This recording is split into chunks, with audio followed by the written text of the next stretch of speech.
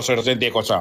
बजार फट्ट बढ्दै गरेको भए मान्छेहरू सेयर किन्नलाई तनावै हुन्थ्यो, किन्ने कि नकिन्ने, बेच्ने कि नबेच्ने भनेर गभर्नरज्यूले पोलिसीहरू चाहिँ साङ्केतिक रूपमा राम्रो ल्याउँछु भनेर रिभ्यूमा चेन्ज गरिदिनु भएको छ। रिभ्यू सँगसँगै अब आउने आर्थिक वर्ष 82-83 को योभन्दा सुपर दामी आउँछ। उहाँले चाहिँ उहाँ र उहाँको सरकारले चाहिँ हिसाब गर्दा उहाँ सरकारमा होइन, तर उहाँ सरकारकै मानिससँग जोडेको हुनाले 84 को मतलाई, चुनावलाई पनि हेरेर बजारको अर्थतन्त्रलाई पनि हेरेर गर्न सक्ने सबै लचकताहरू चाहिँ राष्ट्र ब्याङ्कले लचकता अपनाउँछ भनेर चाहिँ साङ्केतिक रूपमा देखाइदिनु भयो। यो साङ्केतिक रूपमा देखाएको कुरा चाहिँ अवसरको रूपमा लिनुपर्छ। म आफूले पनि कयौँ कुराको रिस्कको पार्टबाट बोलेको छु। कुनै बेला 2000बाट बजार झर्ने अर्थात् 2030 बाट बजार अब 2000 सम्म पनि नदेखिन सक्छ इतिहासमा, तर बजारले चाहिँ अप ट्रेन्ड लगाउँछ साथीहरू, भएको पैसाले सेयर किन्नुहोस् भनेकै थिएँ। त्यो बेला जम्मा 70 अङ्क 1960 सम्म चाहिँ बजार आयो। साथीहरूलाई मैले बोलेको र च्यालेन्जको हिसाबले कालो मसो दल्नु है सामाजिक सञ्जालमा त्यस्तो आयो भनेको थिएँ।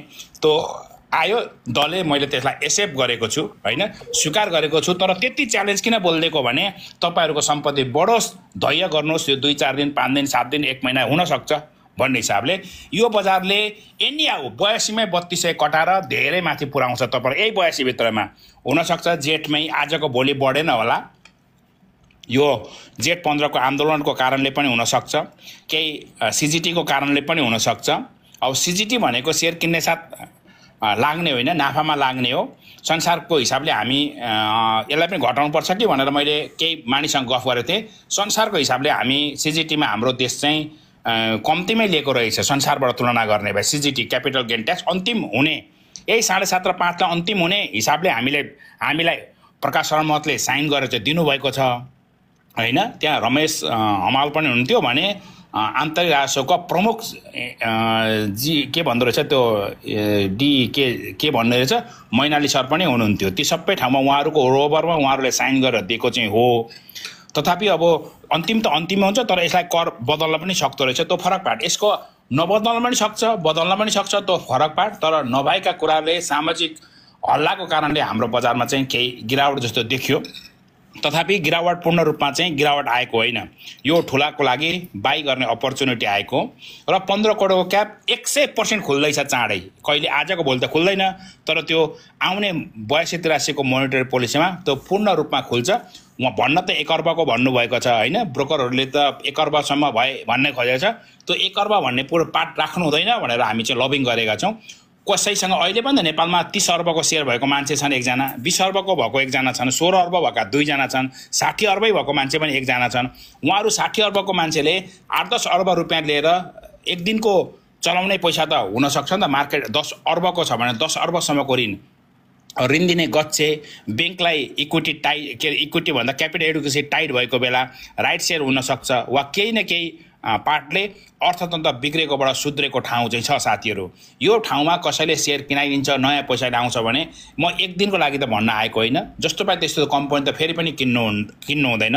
अपरेटरले उचालेको कम्पनी उसले छोडिदियो भने चाहिँ हामीलाई दुःख चाहिँ पाउँछौँ नै। अब अपरेटरले चलाएकै कम्पनी मात्रै नगएर कम्पनीको गुदी अनुसार चल्नुपर्छ इक्विटी मार्केट। त्यस्तो कम्पनी छान्नुहुन्छ भने ब्याङ्कमा राखेको पैसाभन्दा चाहिँ डबलभन्दा माथि नै, भनेको ब्याङ्कमा अहिले 6% को एफडी छ, 6% भन्दा 12%, 14%, 18-20% को रिटर्न हेर्नुहुन्छ भने पनि त्यो चाहिँ फिक्स्डको ठाउँमा चाहिँ छन्।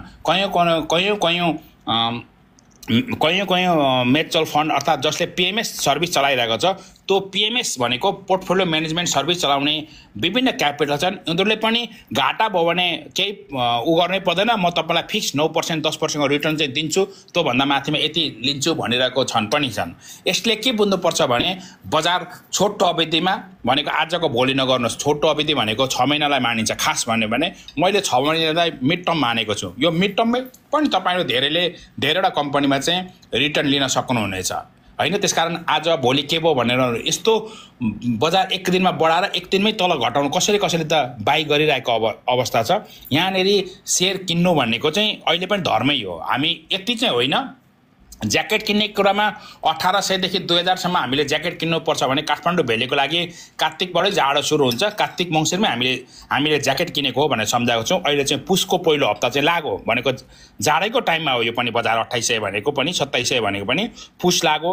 पुस र माघ हामीले बेहोर्छौँ। पुस र माघमा चाहिँ हामीले ज्याकेट लाउन पाउँछौँ। फागुन पनि लाउँछौँ। चैत पनि आउन सक्छ बजारमा, किनभने लिभरेजबाट यो कुरा चाहिँ अब सबलाई भन्न नमिल्ने कुरा हो। तथापि भनेको लिभरेज भनेको ऋणले चलेको बजार चाहिँ काहीँ न काहीँ गरेर दुर्घटना हुन्छ भनेको मतलब बेरिस ल्याउँछ। ऋणले चलेको बजार ऋणले चल्नु भयङ्कर खतरा हुन्छ मार्केटमा। त्यसकारण कहिलेकाहीँ ऋण अब आफै सम्झिनु, ऋण भनेको ब्रोकरको बाँकी मात्रै खेल्ने मान्छेको सेयर छ भने अब ब्रोकरले पनि हिसाब किताब मिलाउनु पर्यो, सेटलमेन्ट मिलाउनु पर्यो, गाह्रो हुन्छ। फोर्सफुल्ली सेयर चाहिँ ऊ सेल गरिदिन सक्छ। यस्तै ऋणको सेयरहरूमा चाहिँ अलिकति डर चाहिँ हुन्छ। हाम्रो मार्केटमा लोन पनि आइरहेको छ। लोन आउनु नै सबैभन्दा राम्रो कुरा चाहिँ होइन। यस्तो बजारले काहीँ न काहीँ गरेर बेरिस ल्याउन सक्छ।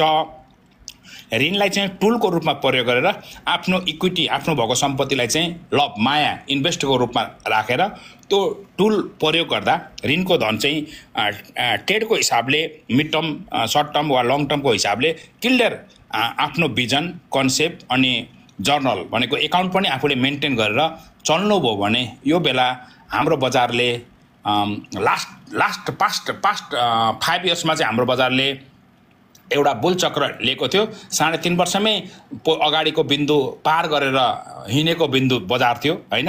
हामी त्योभन्दा टाइम फ्रेममा अलिक माथि भइसकेका छौँ। 3200 पार गरेको छैन, तर बजारले यो बजारले पार गर्ने ठाउँमा चाहिँ पुगेको छ। त्यसकारण जुनैसुकै र्यालीले पनि अब बजार तोड्न सक्छ। मैले लास्ट इयरको बेला चाहिँ भनेको थिएँ यो एउटा र्यालीले बजार तोड्न सक्दैन। 5 चोटि बजार चाहिँ 1800 सम्म टेस्ट गर्न तल चाहिँ 5 चोटि आयो। बढ्ने बजार पनि 4-5 चोटि चाहिँ लाउन सक्छ। धेरैचोटि बजार आउँदै खेल्दै गरेको छ। तर अबको र्यालीले 3200 तोड्न चाहिँ सक्छ। 3200 तोडेपछिको हाम्रो बजार अलिअलि एकछिन चाहिँ उत्ताउलो हुन्छ नै। 3200 तोडेपछि त्यो उत्ताउलोपनमा 3800 देखि 4100 सम्म पुग्न सक्छ।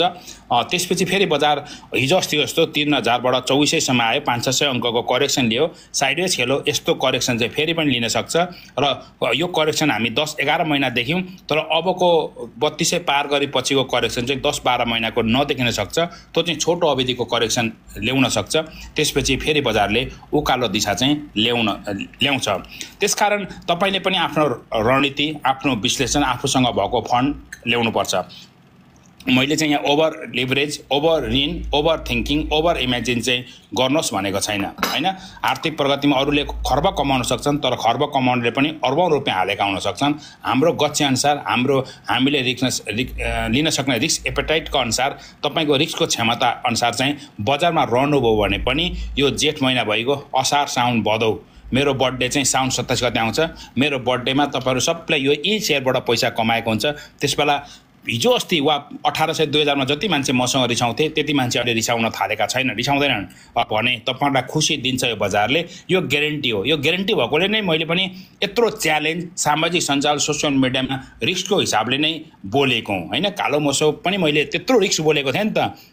त्यो 40 अङ्क चाहिँ झऱ्यो, तर 50% को वृद्धि भयो। मैले अहिले 50% को वृद्धि नै यो स्विङमा ल्याउँछ भनिन। मैले 1000 अङ्कको वृद्धि चाहिँ यो साउन भदौसम्म हुने सम्भावना चाहिँ देखेको छु। यति कुरा राखेँ। म पनि बिजी छु। व्यस्त समयमा तपाईँहरूलाई समय दिएको छु। यसलाई नै तपाईँहरूले चाहिँ मलाई यसमै खुसी हुनुपर्छ र योभन्दा बढी म बोल्ने अहिले समय छैन। यसको लागि क्षमा प्रार्थी गर्दै म बिदा हुन्छु। हस्, धन्यवाद।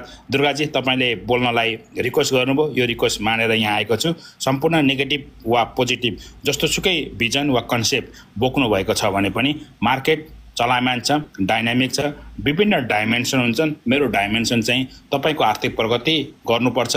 नेपाली मध्यम मान्छे छन् जसले दुःखले कमाएको हार्ड मनी छ। त्यो हार्ड मनीबाट सेयर बजारमा पनि आर्थिक समृद्धि लिनुपर्छ भन्ने हिसाबले बोलेको। कुनै बिन्दुपछि म सामाजिक सञ्जालबाट फेरि पनि हराउन सक्छु। म लामो समय सेयर बजारको सामाजिक सञ्जालबाट हराएँ भने त्यसपछि बजारले बेरिस पनि ल्याउन सक्छ होला भनेर सम्झिनुहुन्छ भन्ने भन्दै म बिदा हुन्छु। हस्, धन्यवाद।